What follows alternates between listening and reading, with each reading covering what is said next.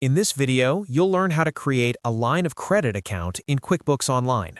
This is an important step for tracking borrowed funds and keeping your business finances organized and accurate. Start by going to your QuickBooks dashboard. In the top right corner, click on the gear icon. This opens a menu where you can manage your account settings and financial tools. From the drop-down menu, select Chart of Accounts. This is where all your business accounts are listed, including assets, liabilities, income, and expenses. Once you're in the Chart of Accounts section, click the New button located at the top right. This will open a form where you can enter the details for your new account. Begin by entering a clear account name, such as Line of Credit. You can customize the name based on your business needs, but make sure it's easy to recognize in reports. Next, choose the account type.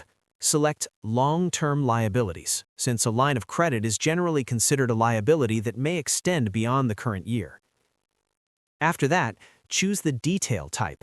Select Notes Payable. This helps define the nature of the account as a formal debt your business needs to repay. Once all the details are entered, click Save. Your new line of credit account will now appear in your chart of accounts under Liabilities.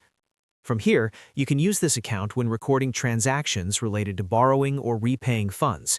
Keeping this properly set up ensures your financial reports remain accurate and easy to understand. And that's how you create a line of credit account in QuickBooks Online. Setting up your accounts correctly makes managing your business finances much easier. Thanks for watching, and I'll see you in the next tutorial.